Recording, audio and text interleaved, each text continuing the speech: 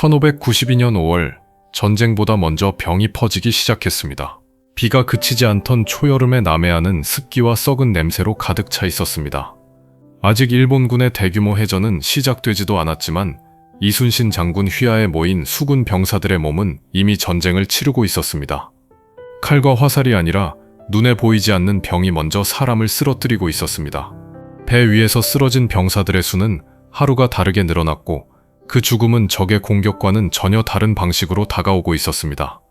수군 병사로 살아간다는 것은 단순히 바다에서 싸운다는 의미가 아니었습니다. 그것은 나무로 만든 좁은 선내에서 수십 명이 함께 숨쉬고 함께 먹고 함께 병들어가는 삶이었습니다. 배가 출항하기 전부터 이미 병은 시작되어 있었고 항해가 길어질수록 그 속도는 더 빨라졌습니다. 이순신 장군의 전투 기록 속에서는 화려한 승전과 치밀한 전술이 드러나지만 그 이면에는 기록조차 제대로 남지 않은 병사들의 일상이 존재하고 있었습니다. 선내는 늘 젖어 있었습니다. 파도가 갑판을 넘을 때마다 소금기 섞인 물이 스며들었고 비가 오면 배 안과 밖의 경계는 무의미해졌습니다.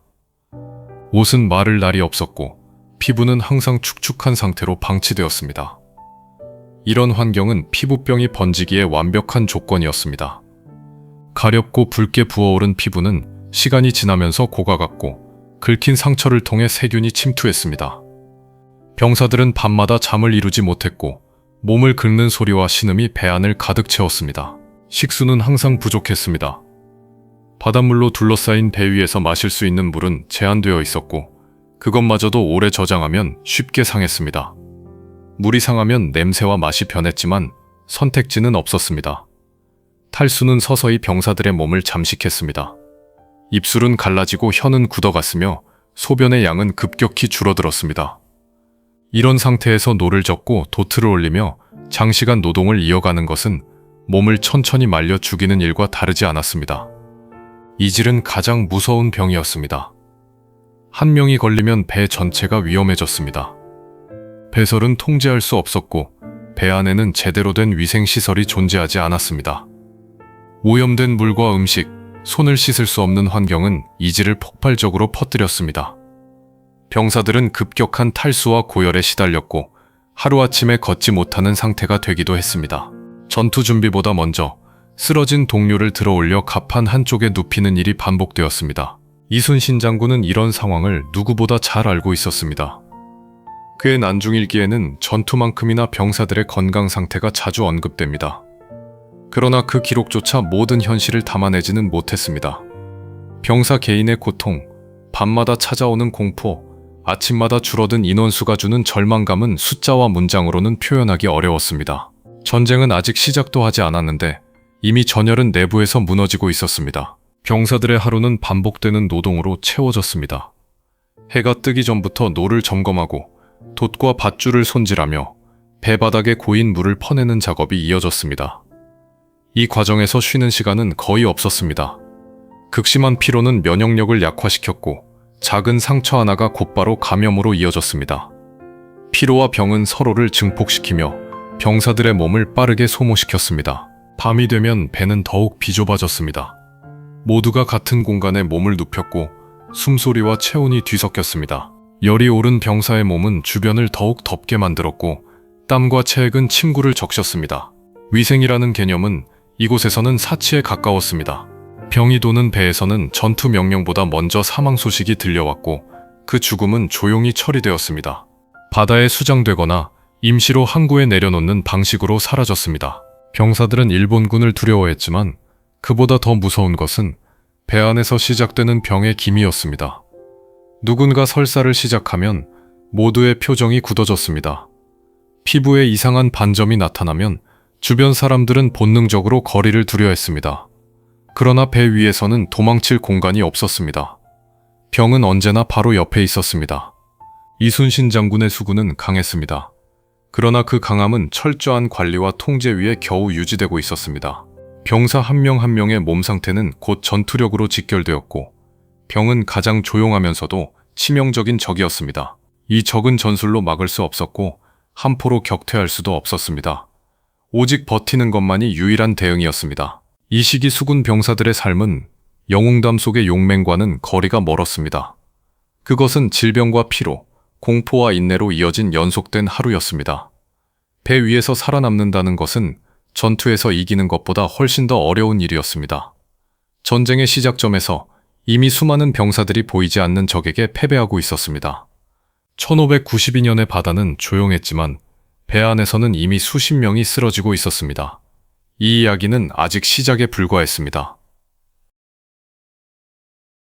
1592년 6월, 싸우지 않아도 병사들은 계속 줄어들고 있었습니다. 바다는 여전히 잔잔했지만 선내의 공기는 점점 무거워지고 있었습니다.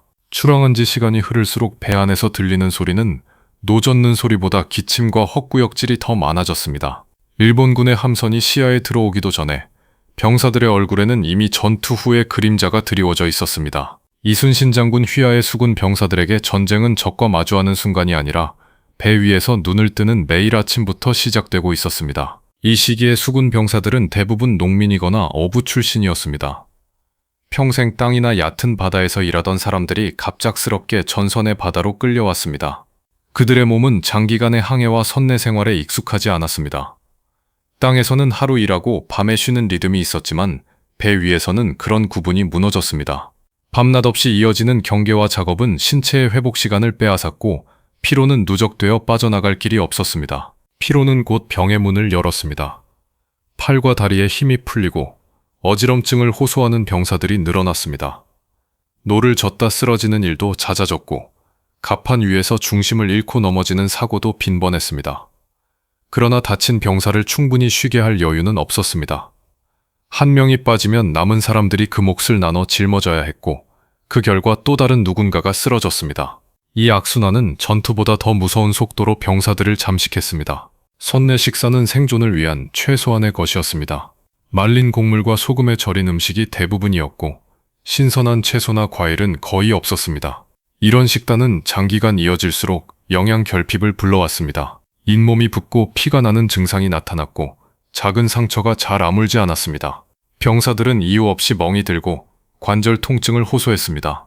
몸은 점점 무거워졌고 움직임은 둔해졌습니다. 이질은 여전히 가장 큰 위협이었습니다. 병에 걸린 병사는 급격히 쇠약해졌고 며칠 만에 말라붙은 모습으로 변했습니다. 배 안에서 제대로 된 격리는 불가능했습니다. 한쪽 구석에 눕혀두는 것이 전부였고 같은 공간에서 생활하는 다른 병사들은 그대로 노출되었습니다. 물을 끓여 마시는 것이 최선이었지만 연료도 제한적이었습니다. 결국 병은 배 전체를 순환하며 퍼져나갔습니다. 피부병은 겉으로 드러나지만 그 고통은 쉽게 무시되었습니다. 가려움과 통증은 밤에 더욱 심해졌습니다.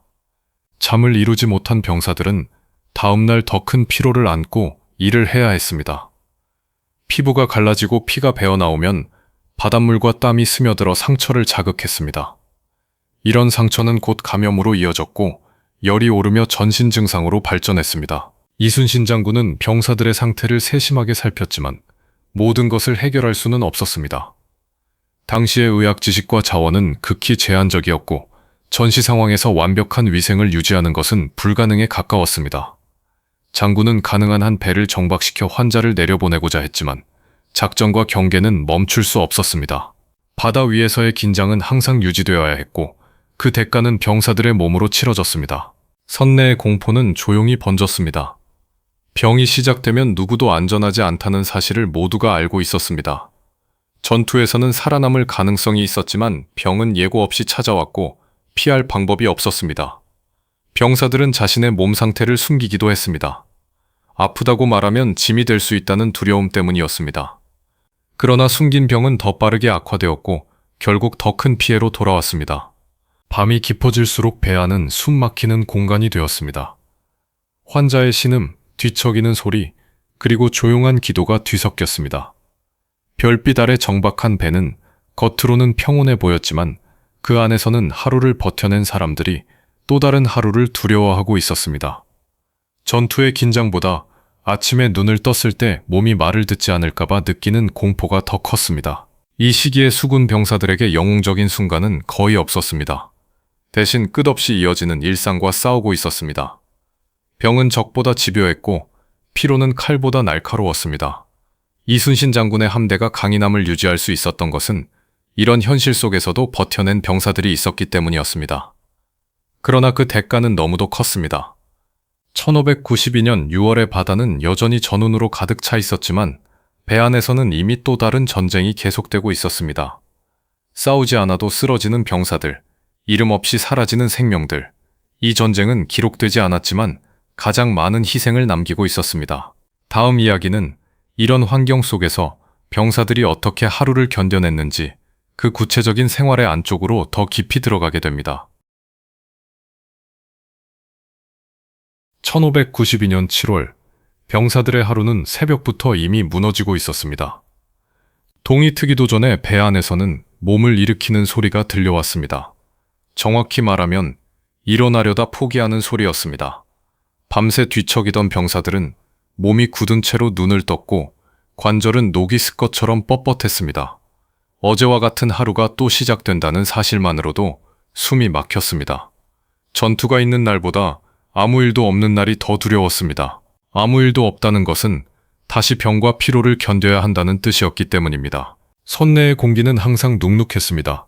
나무 판자 사이로 스며든 바닷물과 밤새 맺힌 습기가 그대로 남아있었고 발을 디딜 때마다 축축한 감촉이 전해졌습니다. 이런 환경에서 병사들은 하루 대부분을 맨발에 가까운 상태로 움직였습니다. 발바닥의 피부는 쉽게 짓무르고 갈라졌고 상처는 늘 젖어 있었습니다. 이 작은 상처들이 고가가며 통증을 만들었고 걷는 것조차 고통스러운 일이 되었습니다. 아침이라 불리는 시간에도 특별한 변화는 없었습니다. 해가 떠도 배 안은 어둡고 비좁았으며 식사는 여전히 최소한의 생존을 위한 것이었습니다. 말라붙은 곡식과 짠 음식은 입안의 수분을 더욱 빼앗았습니다. 물을 아끼기 위해 한 모금씩 나누어 마셔야 했고 목이 타들어가는 느낌은 하루 종일 지속되었습니다. 탈수는 눈에 띄지 않게 병사들의 집중력을 무너뜨렸고 작은 판단 착오가 곧 사고로 이어졌습니다. 노를 젓는 시간은 가장 고통스러운 순간이었습니다. 이미 기운이 빠진 팔과 어깨에 다시 힘을 주는 것은 거의 고문에 가까웠습니다. 팔을 들면 근육이 떨렸고 손바닥에 굳은 살은 찢어졌습니다. 피와 땀이 섞여 손잡이를 적셨고 소금기 섞인 바닷물이 그 위에 다시 스며들었습니다. 이런 상태가 반복되자 손은 항상 부어 있었고 감각은 둔해졌습니다. 피로는 단순한 지침을 넘어섰습니다. 병사들은 이유 없이 어지러움을 느꼈고 눈앞이 흐려지며 균형을 잃었습니다. 갑판 위에서 중심을 잃는 순간은 치명적이었습니다. 바다로 떨어지면 구조는 거의 불가능했고 그런 사고는 조용히 처리되었습니다.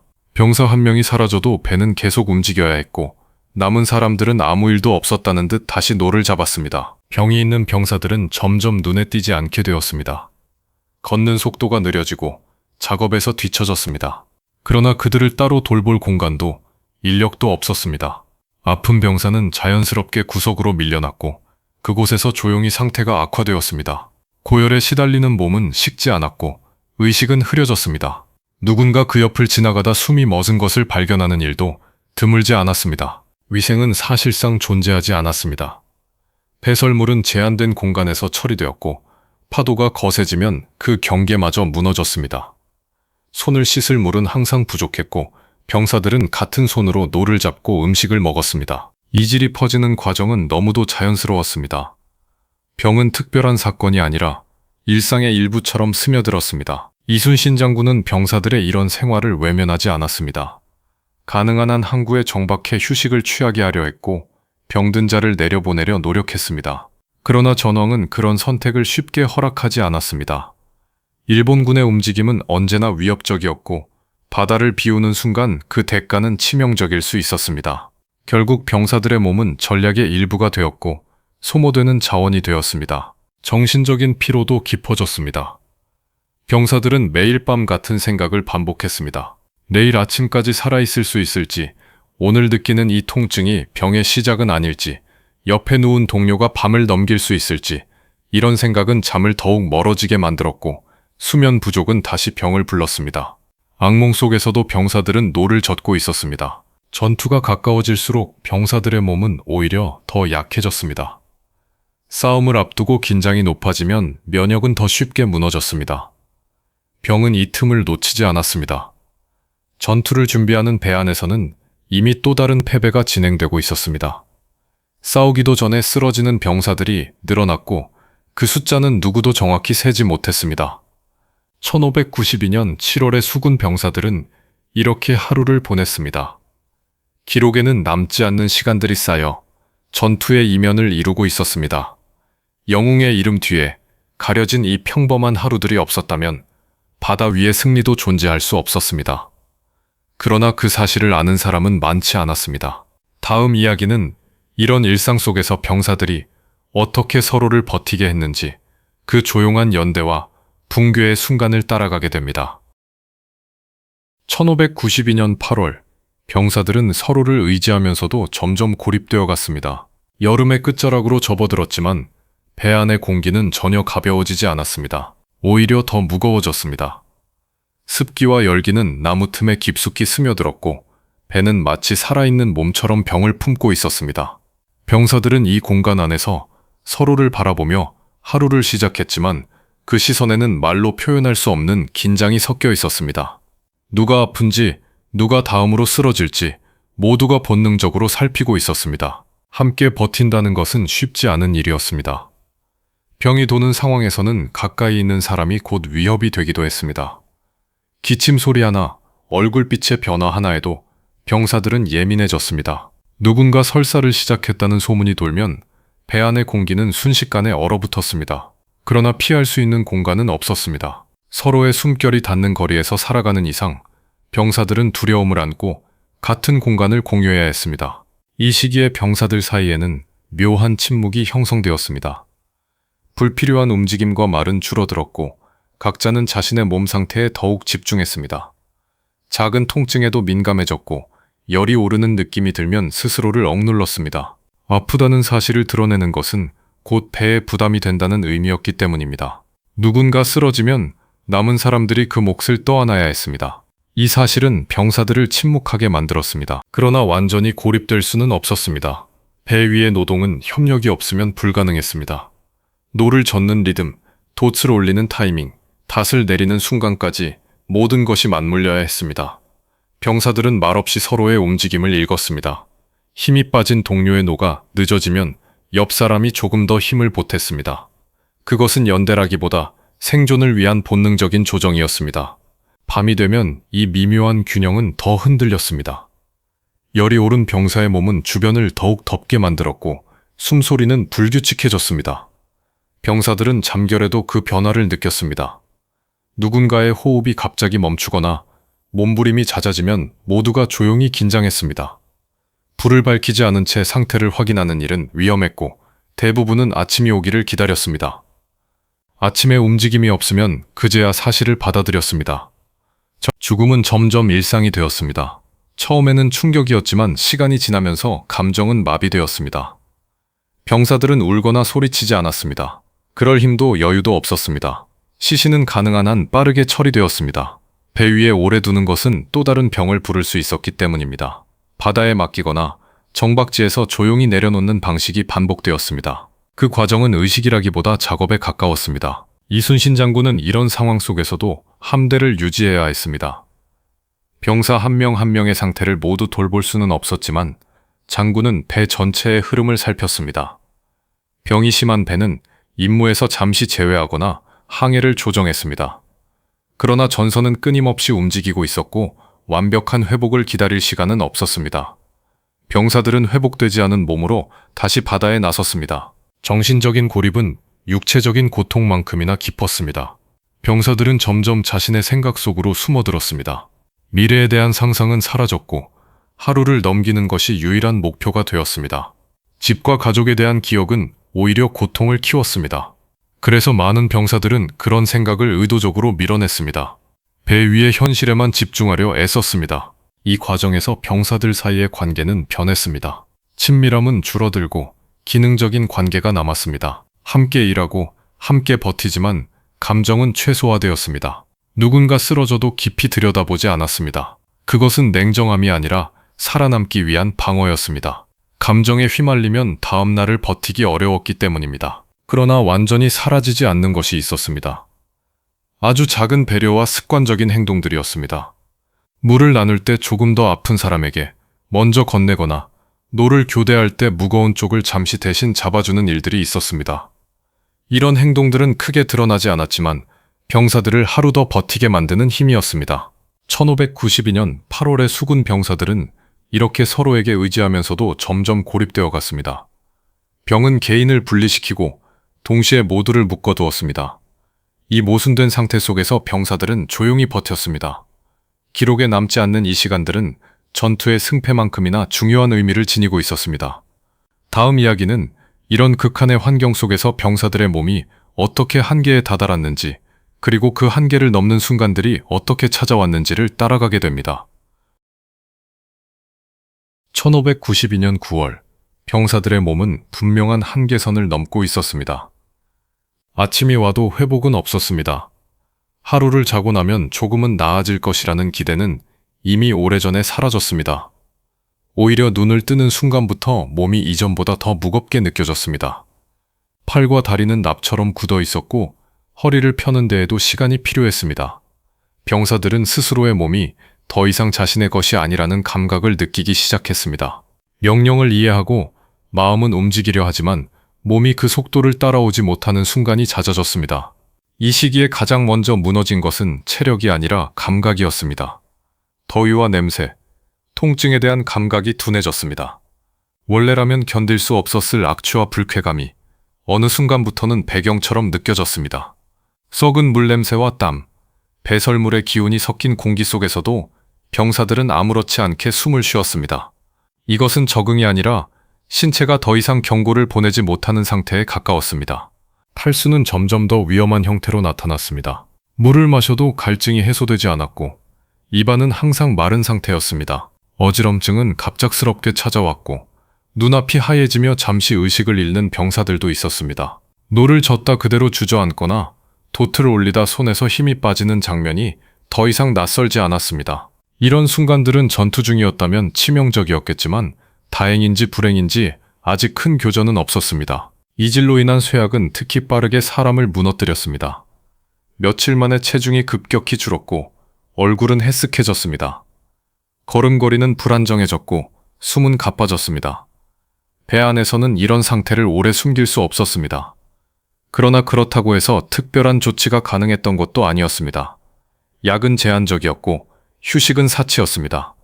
병사들은 버틸 수 있을 때까지 버티는 수밖에 없었습니다. 피부병 역시 단순한 불편함을 넘어섰습니다.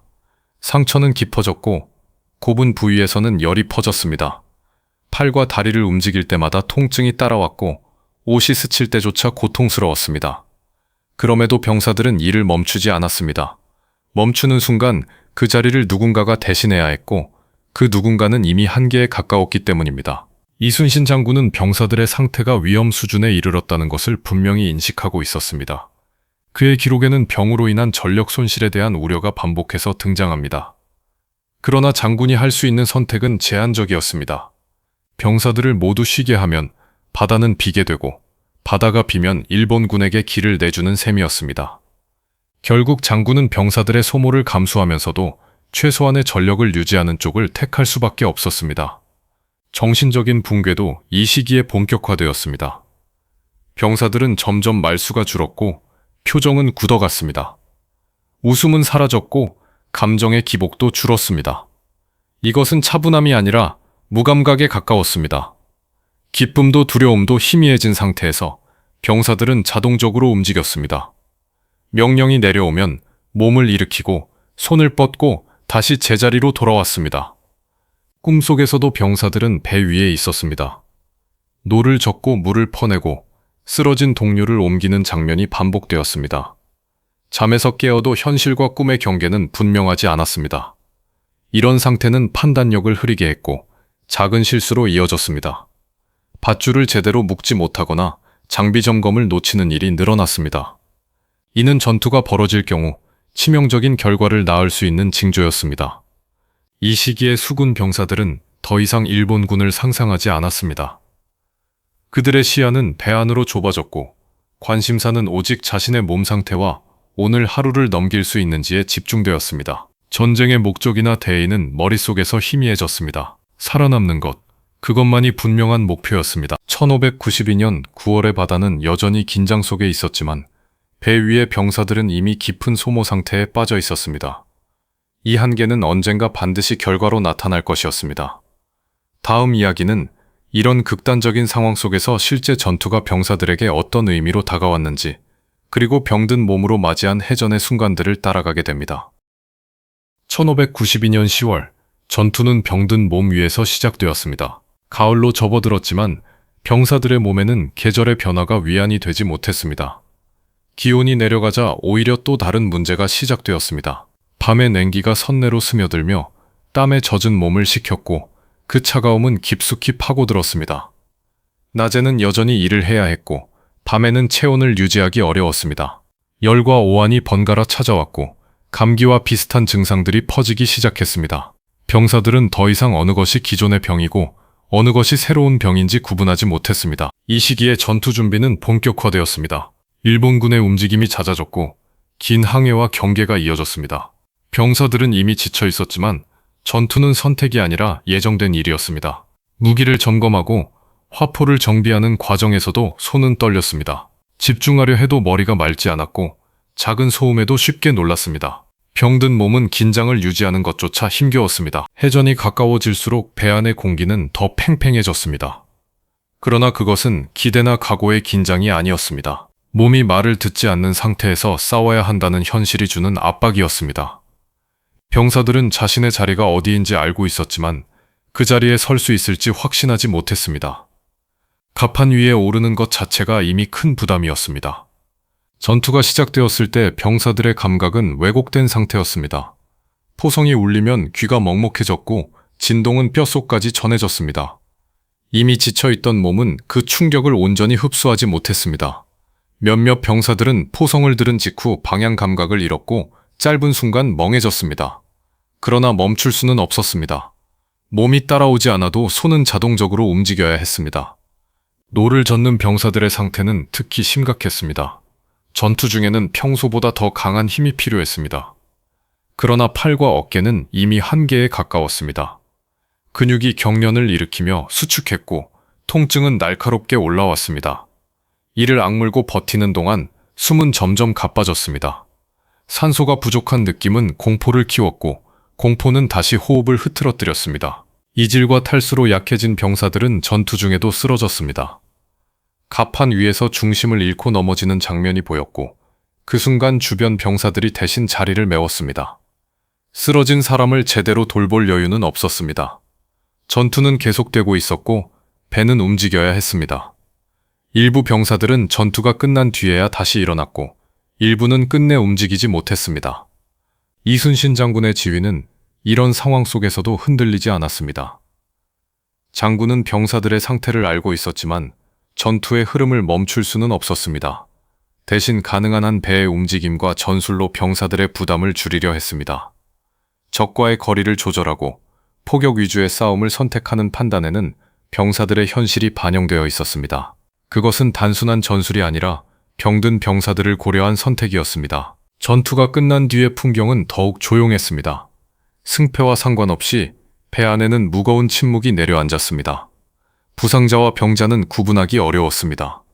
이미 병들어 있던 몸 위에 부상이 더해졌기 때문입니다. 피와 땀, 화약 냄새가 뒤섞인 공간에서 병사들은 하나씩 자리를 찾았습니다. 숨을 고르는 것조차 힘겨운 시간이었습니다. 전투 후에는 병이 더 빠르게 번졌습니다. 긴장과 과도한 힘 사용은 면역을 더 떨어뜨렸고 상처는 감염되기 쉬운 상태가 되었습니다. 며칠이 지나자 고열과 염증이 늘어났고 다시 병사들의 수는 줄어들었습니다. 전투에서 살아남았지만 병으로 쓰러지는 병사들이 이어졌습니다. 이순신 장군의 함대는 싸움에서는 이겼지만 내부에서는 또 다른 손실을 겪고 있었습니다. 병사들에게 전투는 더 이상 명예나 승리의 순간이 아니었습니다. 그것은 병든 몸으로 감당해야 하는 또 하나의 고비였습니다. 일본군보다 먼저 쓰러질지도 모른다는 두려움은 여전히 배 안에 남아 있었습니다. 전투가 끝났다고 해서 안도가 찾아오지는 않았습니다. 오히려 전투 이후에 며칠이 더 두려웠습니다. 그 시간에 병이 어떻게 몸을 잠식할지 모두가 경험으로 알고 있었기 때문입니다. 1592년 10월의 바다에서 수군 병사들은 이렇게 병든 몸으로 싸웠습니다. 이 승리의 이면에는 기록되지 않은 고통과 소모가 쌓여 있었습니다. 다음 이야기는 이런 반복된 전투와 질병 속에서 병사들이 어떤 선택을 하게 되었는지, 그리고 살아남기 위해 어떤 방식으로 스스로를 바꾸어 갔는지를 따라가게 됩니다. 1592년 11월, 병사들은 살아남기 위해 스스로를 바꾸기 시작했습니다. 날씨는 분명 차가워지고 있었지만 병사들의 삶이 나아지고 있다는 느낌은 들지 않았습니다. 오히려 병의 양상은 달라졌을 뿐 고통은 계속되고 있었습니다. 여름의 습기와 더위가 사라지자 피부병은 조금 잦아드는 듯했지만 대신 기침과 고열, 몸살 같은 증상이 늘어났습니다. 밤마다 차가운 공기가 배 안으로 스며들며 젖은 옷을 식혔고 병사들의 몸은 그 변화를 따라갈 힘이 없었습니다. 이 시기부터 병사들은 본능적으로 행동을 바꾸기 시작했습니다. 명령으로 내려오지 않은 변화들이었습니다. 물을 마시는 방식이 달라졌고 음식을 나누는 순서에도 미묘한 차이가 생겼습니다. 누가 더 약해 보이는지, 누가 오늘 하루를 버티기 힘들어 보이는지 병사들은 말없이 파악했습니다. 그리고 가능한 범위 안에서 서로의 부담을 조정했습니다. 그것은 규칙도 약속도 아닌 생존의 기술이었습니다. 병사들은 자신의 몸을 숨기지 않기로 선택하는 경우도 늘어났습니다. 이전에는 아픔을 드러내면 짐이 될 것이라는 두려움이 컸지만 이 시기에는 오히려 반대였습니다. 증상을 숨기다 갑자기 쓰러지는 일이 반복되면서 주변 사람들에게 미리 신호를 보내는 것이 모두에게 도움이 된다는 사실을 알게 된 것입니다. 이 변화는 아주 조용하게 이루어졌지만 배 안의 분위기를 조금씩 바꾸어 놓았습니다. 노동의 방식도 달라졌습니다. 힘으로 밀어붙이던 작업은 점점 줄어들었고 몸의 균형과 타이밍을 더 중시하게 되었습니다. 노를 젓는 각도, 힘을 주는 순간, 쉬는 호흡까지 병사들은 서로의 움직임을 더 세심하게 읽었습니다. 이전처럼 무조건 버티는 방식은 더 이상 통하지 않았습니다. 그렇게 하면 다음 날을 넘길 수 없다는 것을 모두가 경험으로 알고 있었습니다. 밤의 풍경도 조금 달라졌습니다. 여전히 배 안은 비좁고 차가웠지만 병사들은 체온을 유지하는 데 더 신경을 썼습니다. 젖은 옷을 가능한 한 말리고 서로의 체온을 방해하지 않는 자세를 찾았습니다. 이런 사소한 변화들은 병의 확산을 완전히 막지는 못했지만 악화를 늦추는 데는 분명한 역할을 했습니다. 이순신 장군 역시 이런 변화를 감지하고 있었습니다. 장군은 병사들의 자율적인 적응을 막지 않았습니다. 오히려 그 흐름을 존중하며 지휘를 조정했습니다. 작업의 순서를 바꾸거나 불필요한 움직임을 줄이는 지시가 늘어났습니다. 전투를 준비하면서도 병사들의 체력을 최대한 보존하려는 선택들이 이어졌습니다. 이는 병사들의 현실을 이해한 지휘의 결과였습니다. 정신적인 변화도 분명히 나타났습니다. 병사들은 더 이상 막연한 공포에 휘둘리지 않았습니다. 병은 여전히 두려운 존재였지만 그 양상을 어느 정도 예측할 수 있게 되면서 대응하려는 태도가 생겼습니다. 언제 몸이 무너지는지, 어떤 신호가 위험한지 병사들은 서로의 경험을 통해 배워갔습니다. 말로 설명하지 않아도 몸의 변화를 통해 알 수 있었습니다. 그러나 이런 적응에도 한계는 존재했습니다. 이미 깊게 병든 병사들은 회복되지 않았고 일부는 조용히 배를 떠났습니다. 그 빈자리는 여전히 남은 사람들에게 부담으로 돌아왔습니다. 적응은 생존 확률을 높였을 뿐 고통을 없애주지는 못했습니다. 병사들은 이 사실을 잘 알고 있었습니다. 그래서 변화에 큰 기대를 걸지 않았고 그저 하루를 조금 더 버티는 데 의미를 두었습니다. 이 시기의 병사들에게 가장 큰 변화는 생각의 방향이었습니다. 전쟁이 언제 끝날지에 대한 상상은 점점 사라졌고 오늘 밤을 넘길 수 있을지에 집중하게 되었습니다. 내일의 전투보다 지금의 체온과 호흡이 더 중요해졌습니다. 이런 현실적인 사고는 병사들을 차갑게 만들었지만 동시에 살아있게 했습니다. 1592년 11월의 수군 병사들은 이렇게 스스로를 바꾸며 버티고 있었습니다. 병은 여전히 그들을 위협했고 환경은 여전히 가혹했지만 병사들은 더 이상 처음의 자신들이 아니었습니다. 그들은 고통 속에서 생존의 방식을 학습한 사람들이었습니다. 다음 이야기는 이런 변화 속에서도 끝내 버티지 못한 순간들, 그리고 그 선택의 결과가 어떻게 나타났는지를 따라가게 됩니다. 1592년 12월, 버티지 못한 순간들은 조용히 모습을 드러냈습니다. 겨울이 본격적으로 시작되자 병사들의 몸은 더 이상 계절의 변화를 흡수하지 못했습니다. 차가운 공기는 숨을 들이마실 때마다 가슴 깊숙이 파고들었고 그 차가움은 오래 남아있던 열기와 뒤섞여 몸 안에서 이상한 균형을 만들었습니다. 낮에는 일해야 했고 밤에는 몸을 웅크린 채 추위를 견뎌야 했습니다. 병사들의 몸은 이제 회복이라는 개념을 거의 잃어버린 상태였습니다. 이 시기에 가장 먼저 무너진 것은 그동안 간신히 유지되던 일상의 리듬이었습니다. 아침에 일어나 노를 잡고 밤에 몸을 눕히는 반복이 점점 불규칙해졌습니다. 어떤 병사들은 아침이 되어도 일어나지 못했고 어떤 이들은 밤이 깊어도 잠들지 못했습니다. 수면과 각성의 경계가 흐려지면서 판단력은 더 떨어졌고 몸의 반응도 느려졌습니다. 추위는 새로운 병을 불러왔습니다. 기침은 깊어졌고 가래가 끓는 소리가 배 안에 퍼졌습니다. 폐와 가슴의 통증을 호소하는 병사들이 늘어났고 숨을 쉴 때마다 고통이 따라왔습니다. 여름에 퍼졌던 병들이 완전히 사라진 것은 아니었고 기존의 탈수와 이질, 피부병 위에 새로운 증상들이 겹쳐졌습니다. 병사들의 몸은 여러 층의 병을 동시에 안고 있었습니다. 이 시기에는 더 이상 숨길 수 없는 상태에 이르는 병사들이 나타났습니다. 걸음을 옮기려다 그대로 주저앉거나 손에 쥔 도구를 떨어뜨리는 일이 반복되었습니다. 이런 순간이 오면 주변 병사들은 이미 알고 있었습니다. 그 사람은 더 이상 이전처럼 버티기 어렵다는 사실을 말없이 받아들였습니다. 특별한 의식이나 말은 없었습니다. 다만 그 자리를 대신 메우는 움직임이 조용히 이어졌습니다. 이순신 장군은 이런 상황을 외면하지 않았습니다. 장군은 병사들의 소모가 더 이상 무시할 수 없는 수준에 이르렀다는 것을 인식하고 있었습니다. 병든 병사들을 내려보내는 결정이 늘어났고 일부 배는 전선에서 잠시 물러나기도 했습니다. 그러나 모든 병사를 보호할 수는 없었습니다. 전쟁은 여전히 진행 중이었고 바다는 비워둘 수 없는 공간이었습니다. 버티지 못한 순간들은 늘 예고 없이 찾아왔습니다. 전투 중이 아니라 오히려 조용한 항해 중에 더 자주 발생했습니다. 긴장이 풀린 틈에 몸이 무너졌기 때문입니다. 노를 젓다 갑자기 손에서 힘이 빠지거나 갑판을 걷다 균형을 잃는 일이 있었습니다. 이런 사고는 크게 소리나지 않았고 기록에도 잘 남지 않았습니다. 그러나 그 결과는 분명했습니다. 병사 한 명이 더 줄어드는 것이었습니다. 정신적인 붕괴도 눈에 띄게 나타났습니다. 병사들 중 일부는 주변 상황에 거의 반응하지 않았고 멍하니 바다를 바라보는 시간이 늘어났습니다. 말수가 거의 없어졌고 지시에 대한 반응도 늦어졌습니다. 이것은 반항이나 무시는 아니었습니다. 이미 감정과 의지가 닳아버린 상태였습니다. 이런 병사들은 육체적으로는 버티고 있어도 정신적으로는 이미 한계를 넘고 있었습니다.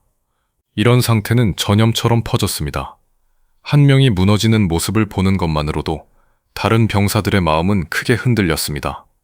나도 언젠가는 저렇게 될 것이라는 생각은 피할 수 없었습니다. 그래서 병사들은 일부러 그런 모습을 보지 않으려 했고 시선을 피했습니다. 그것은 냉정함이 아니라 자기 보호였습니다. 무너지지 않기 위해서 다른 사람의 붕괴를 외면해야 했습니다. 그럼에도 끝까지 버티는 병사들이 있었습니다.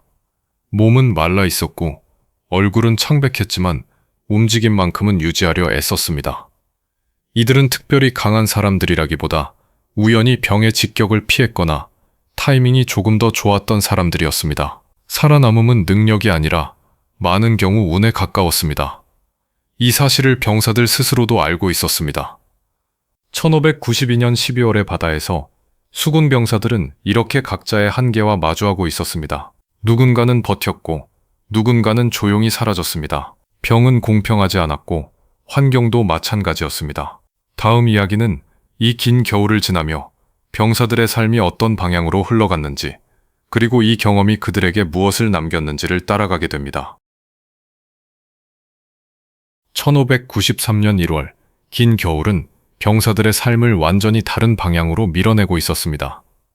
해가 바뀌었지만 배 위의 풍경은 크게 달라지지 않았습니다.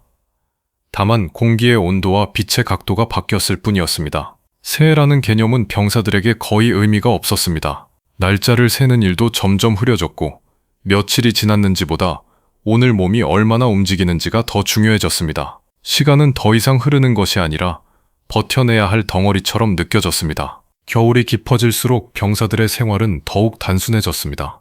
불필요한 움직임은 줄어들었고 말도 최소한으로만 오갔습니다.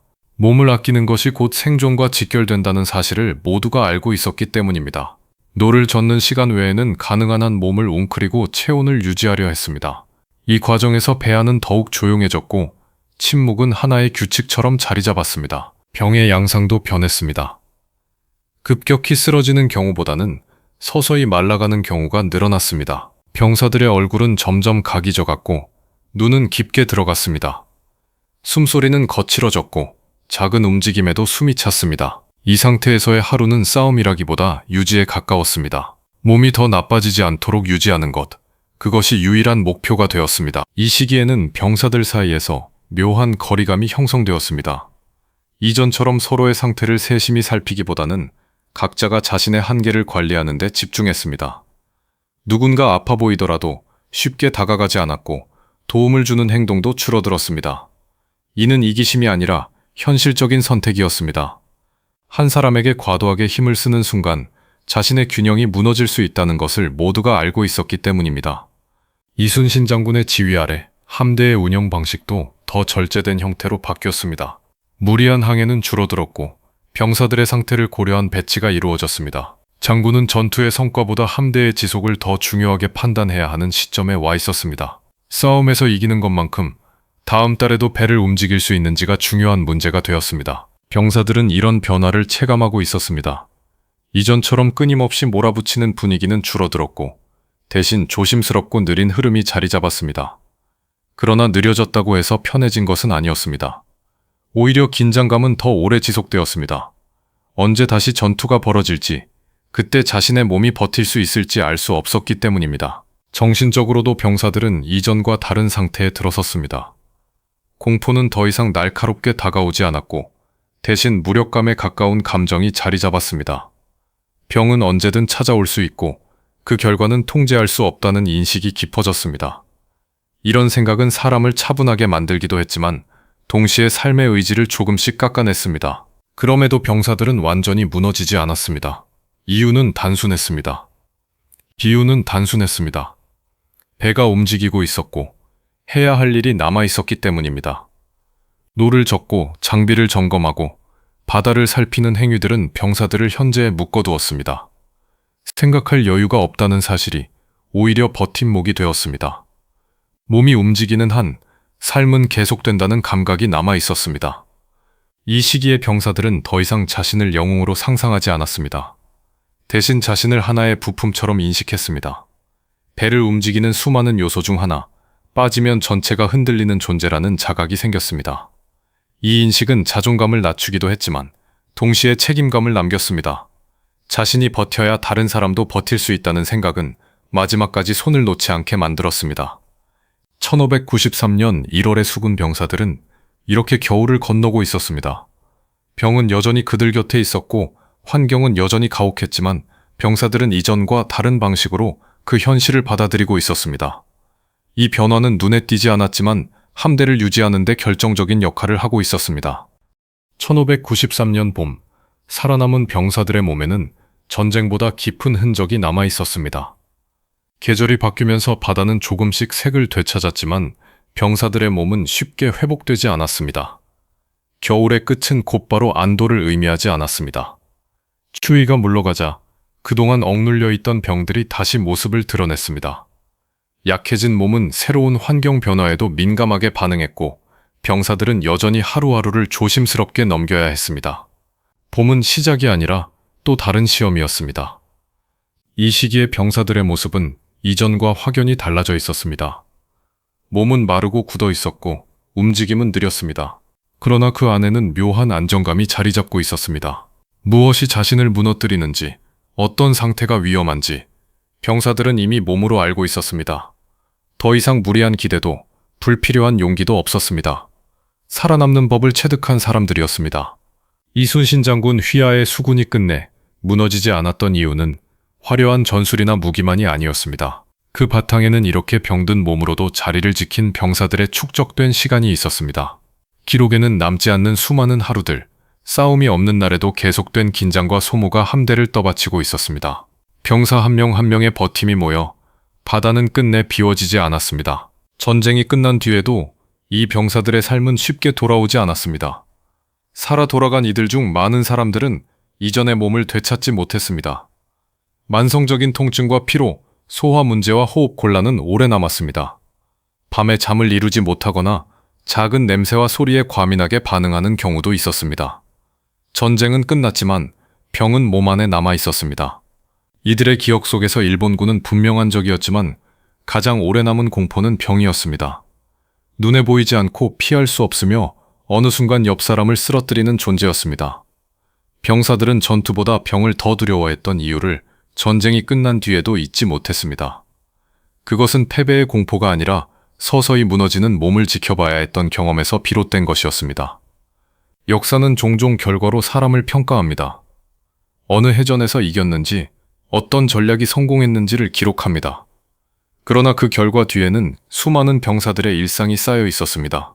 배 위에서의 좁은 공간, 썩은 물냄새, 멈추지 않는 피로와 병. 이 모든 것을 견뎌낸 시간이 있었기에 결과가 가능했습니다. 이순신 장군의 이름이 빛날 수 있었던 이유는 그 아래에서 이름 없이 버틴 사람들이 있었기 때문입니다. 이 병사들은 스스로를 영웅이라 생각하지 않았습니다. 그들은 그저 하루를 넘기고 다음 날도 자리에 서 있었을 뿐이었습니다. 그러나 바로 그 평범함이 전쟁을 버텨낸 힘이었습니다.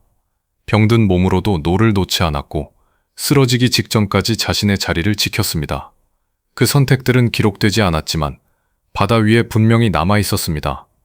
1592년부터 1593년에 이르는 시간 동안 수군 병사들의 삶은 전투보다 병과의 싸움에 가까웠습니다. 이질과 피부병, 탈수와 극심한 피로는 칼과 총보다 더 많은 사람을 쓰러뜨렸습니다.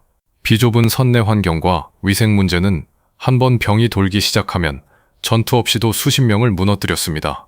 이것이 이순신 장군 휘하에서 복무했던 병사들의 실제 모습이었습니다. 이 이야기는 승리의 이야기가 아닙니다. 살아남음의 이야기입니다. 기록에 남지 않은 고통과 인내가 어떻게 전쟁의 바탕이 되었는지를 보여주는 이야기입니다. 바다는 기억하지 않지만 그 위에서 버텨낸 사람들의 몸은 모든 것을 기억하고 있었습니다. 그리고 그 기억 위에서 역사는 비로소 완성되었습니다.